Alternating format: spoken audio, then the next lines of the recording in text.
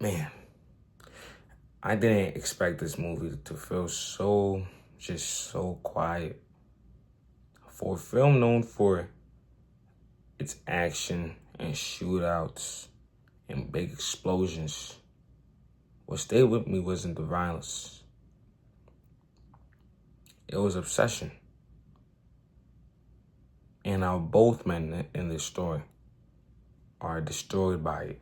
All right, so I just want to give you guys a little quick review of the content. So this movie is Heat from 1995, directed by Michael Mann.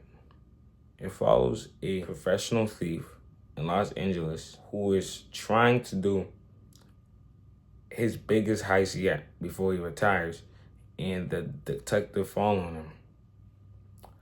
On the surface, it's about crime, but it's more than that. Underneath, it's about both men who live by a code and can't escape it. What truly stood out to me throughout the course of my viewing of this film was how similar the characters are. Both characters are written to be foils of each other. They're on opposite sides of law, but they're both completely consumed by their work.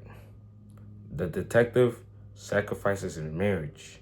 The thief avoids emotional attachment, at least for like the first half of the movie, because he believes it to be a weakness or that it will slow him down. But that's the theme of the movie.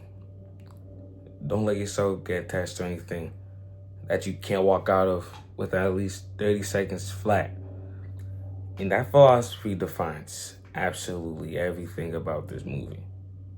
If you don't understand that, you won't understand anything that occurs within this film. And that philosophy ultimately is the tragedy of this film.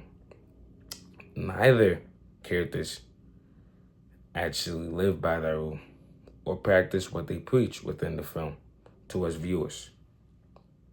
The detective can't walk away from the chase.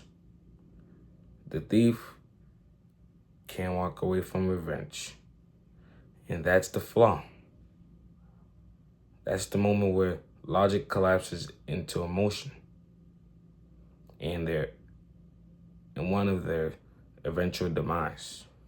Near the end of the movie, the main character, after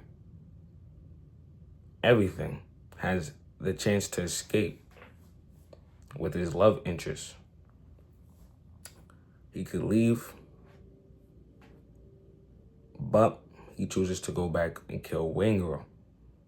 And logically, it doesn't make sense. It costs him everything. But emotionally, it makes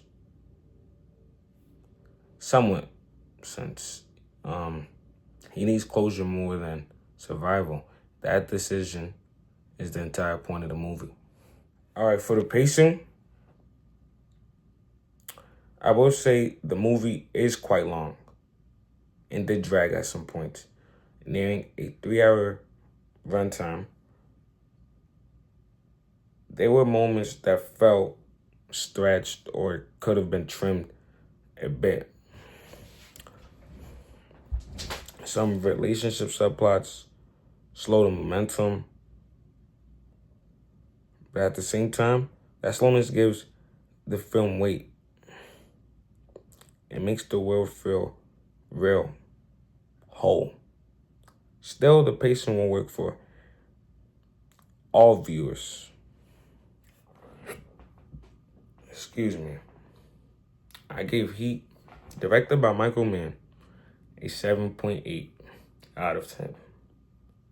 Not because the film is bad, but because some parts of it felt indulgent. Some of the writing did feel that it lacked logic to a point, even though like I did understand the theme, it did feel a bit too much. However, what I respect about it is restraint. It doesn't glamorize crime. It studies it. It studies men who can't escape themselves. And 3 months ago, I wouldn't have noticed that. Now I can't stop looking at it.